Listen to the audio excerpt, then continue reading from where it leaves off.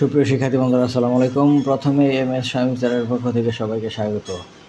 আজ চতুর্থ শ্রেণীর 2026 সালের গণিত বইয়ের 104 এবং 105 পৃষ্ঠার সমাধান দেওয়া হলো। আশা করি ভালো লাগবে। তো চতুর্থ শ্রেণীর 104 পৃষ্ঠায় আছে ভগ্নাংশের যোগ ও বিয়োগ। আমি গত ভিডিওতে ভগ্নাংশ, সমতুল ভগ্নাংশ এগুলো নিয়ে আলোচনা করছি। আজকে ভগ্নাংশের যোগ এবং বিয়োগ নিয়ে আলোচনা করব। আশা করি বুঝতে পারবে। প্রথমে একটা প্রশ্ন দেওয়া আছে যে রকি একটি কেকের 8/5 অংশ পেল। রকির বোন রিমা ওই কেকের 8/1 অংশ পেল। তাহলে তারা দুইজন একত্রে কেকের কত অংশ পেল? তাহলে কি করতে হবে? একত্রে যেহেতু কথাটা লেখা আছে, তাহলে 8/5 এই ভগ্নাংশটা এবং 8/1 এই দুইটা ভগ্নাংশ কী করতে হবে? যোগ করতে হবে। আর যেমন এখানে একটা উদাহরণ দিছে চিত্রের সাহায্যে, যে রকির হলো 8 ভাগ করে তার 5 ভাগ হলো পাইছে রকি। আর 8/1 অংশ, 8 ভাগ করে 1 অংশ পাইছে হচ্ছে রকির বোন রিমা। তো দুইটা যদি এক করি তাহলে এই এক অংশটা এখানে চলে আসবে।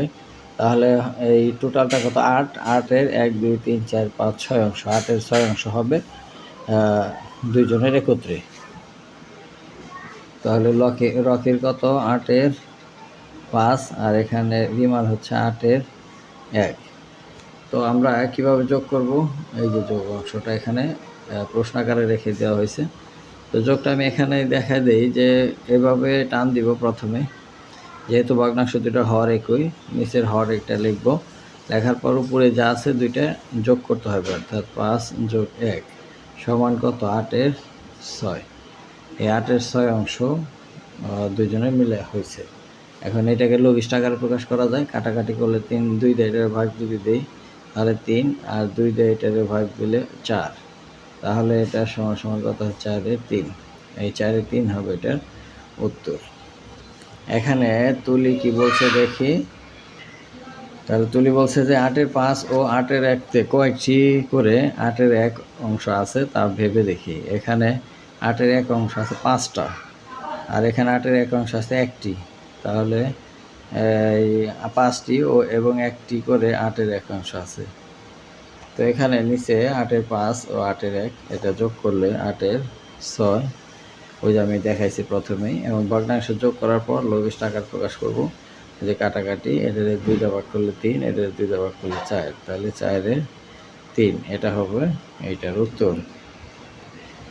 এখন আমরা একটা সিদ্ধান্ত উপনীত হতে পারি যে যখন আমরা সমহর বিশিষ্ট দুইটি ভগ্নাংশ যোগ করব, তখন যোগফলের হর আর ভগ্নাংশগুলোর সাধারণ হর, যোগফলের হর এবং ভগ্নাংশগুলোর সাধারণ হর দুইটা কী হবে? সমান হবে। আর যোগফলের লব, ভগ্নাংশগুলোর লবগুলোর যোগফল, যোগফলের লব এই যে 5 আর 4, আর ভগ্নাংশগুলোর লবগুলোর যোগফল, এই যোগফল 5 আর 1-এর যোগফল হলো 6। তো এই নিয়মে নিচে এখানে 3টা অঙ্ক দেওয়া আছে। অঙ্ক 3টা আমি তোমাদের খাতায় করে দেখাচ্ছি। প্রথম অঙ্কটা আছে হচ্ছে 7/3 যোগ 7/2। প্রথমে আমরা দুইটা ভগ্নাংশের হর সাধারণ একই আছে, তাহলে একটা লিখব। আর উপরেরটা যোগ উপরেরটা 3 যোগ 2, তাহলে 7-এর এই 3 আর 2 যোগ করলে কত হয়? 5। এইটাই হচ্ছে 1 নম্বর। এবার 2 নম্বর, এটাও নিচে একই জিনিস আছে 9, আর এখানে 3 যোগ 4, তাহলে 7/9। এটাই হচ্ছে উত্তর। 3 নম্বরেও নিচে কি আছে? 12, 5 যোগ 4, 5 যোগ 4। এখন এটা কত? 12, 5 আর 4 যোগ করলে কত? 9। এখন এটা লঘিষ্ঠ আকার প্রকাশ করা যায়। 3টা যদি এটারে ভাগ দেই, 3 তিরিখে 9, আর 3টা যদি এটারে ভাগ করি 4, তাহলে আমরা লিখতে পারি নিচে 9 দিয়ে 3টা ভাগ দিলে 3 অক্ষে 3, আর 12-রে 3টা ভাগ দিলে 3 4-এ 12। এটাই হচ্ছে 3 নম্বরের উত্তর। অর্থাৎ কোনো ভগ্নাংশকে যদি লঘিষ্ঠ আকার প্রকাশ করা যায়, তাহলে লঘিষ্ঠ আকারে প্রকাশ করে দিতে হবে। এবার 105 পৃষ্ঠা। 7-1 মিটার, 7-2 মিটার, 7-3 মিটার দৈর্ঘ্যের ফিতা আছে। ফিতাগুলোর দৈর্ঘ্য একত্রে করলে কত মিটার হবে? এখানে টোটাল 1, 2, 3, 4, 5, 6, 7টা আছে। প্রথমটা 7-1 এইটা, তারপরটা 7-2 এইটা, তারপরটা 7-3 এইটা। পরে টোটাল যোগ করলে আমাদের কত হবে 1 2 3 4 5 6 1 2 3 4 5 6 অর্থাৎ 7-এর 6 হবে। এটা এখানে যোগ করলে 2 আর 3 3 3 6 নিচে 7 উপরে 6 এত মিটার। এখন নিচে এই যে 4টা অঙ্ক 3টা অঙ্ক আছে, 3টা অঙ্ক আমি তোমাকে খাতায় করে দেখাই। প্রথম অঙ্কটা হচ্ছে ওই যে আগের নিয়মই, নিচে সবগুলোর 1, তাহলে এটা লিখলাম, নিচে সাধারণ আছে। এখন উপরে এটা যোগ এটা যোগ এটা 3 যোগ 2 যোগ 1, তাহলে 3 2 5 আর 1 6 আর নিচে হলো 7, এটাই হচ্ছে উত্তর।